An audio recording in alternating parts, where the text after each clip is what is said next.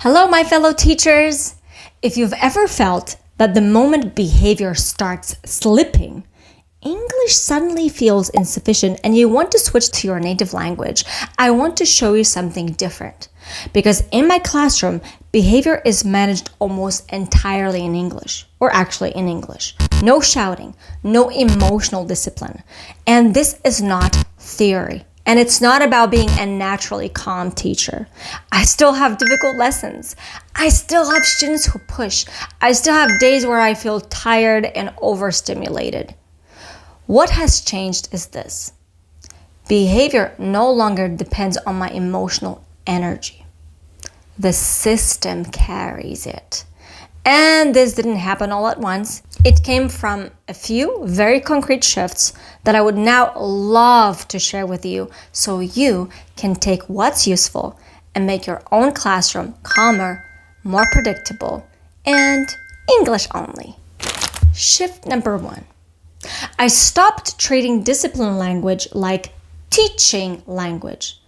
Discipline English is functional, not educational. That means I don't build sentences. I don't soften them. I don't add politeness to make myself feel nicer. I use a closed set of phrases and I never change them. Here's the actual list I use with beginners. Stop, sit down, stand up, eyes on me, listen, hands down, quiet, wait. That's it. I don't rotate them. I don't upgrade them. I don't explain them. Always the same words, same order, same tone. When a teacher says, "Could you please stop talking and pay attention?" the student has to process grammar, process politeness, process emotion, decide whether to comply. But when I say stop, there is no processing, only action. Students don't learn these phrases. They associate them with outcomes. And yes, this works even when students start with zero English. And we are using English that they do understand because it's functional English. Shift number 2, and it's a bit harder, but crucial. If I speak faster, louder, with irritation, English stops working. So I train myself to follow a fixed response sequence. Here is exactly what I do when behavior slips.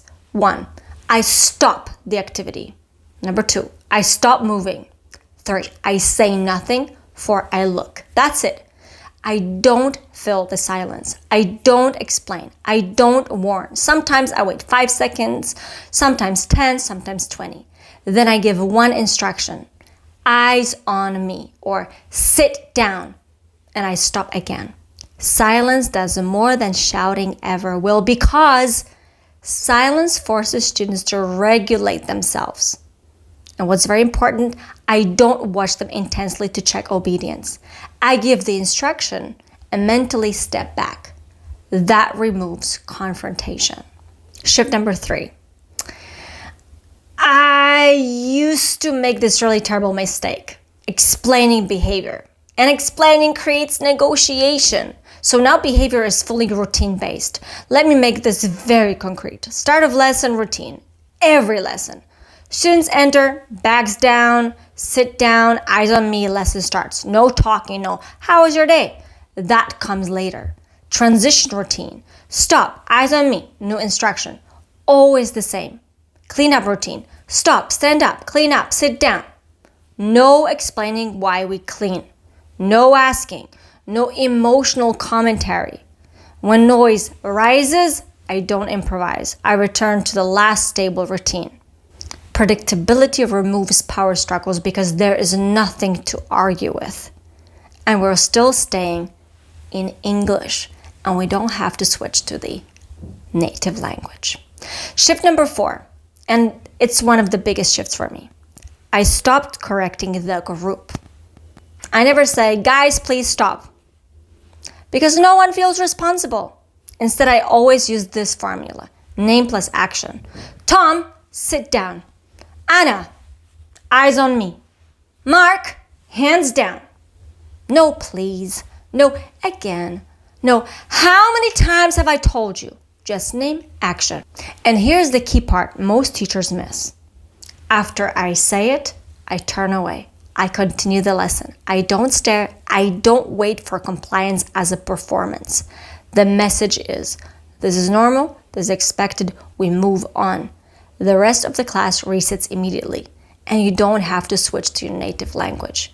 They really do understand these simple phrases. Now, here's the part people don't always talk about. The system works, but it doesn't work for everyone. There are usually 1 or 2 students who don't respond to routines at all. You'll recognize them when they talk when corrected, when they escalate when named, when they seek reaction, not structure. At that point, I stop adding routines because this is no longer a routine problem. It's an attention or boundary history problem. And routines alone won't fix that because that requires separate expectations, separate conversations, sometimes separate consequences. And that's a different layer of work. And if you're watching this and thinking, but I still have that one student, that doesn't mean you're doing it wrong. It means the system is working and it has revealed the real issue. Remember, group systems first, individual work second. Those are not the same thing. If you want a separate video where I go into attention-seeking behavior, allow students who resist routines, what I do outside the lesson, not in the moment, because that deserves its own space, please leave the comment down below. And going back to our main topic, I still have difficult moments. I still have students who test boundaries, but behavior no longer drains me the way it used to because I'm not carrying it alone anymore. And I'm happy because I use English all the time. If this way of thinking was helpful, feel free to like the video and subscribe to the channel. I share a lot about building calm, English-only classrooms that actually work.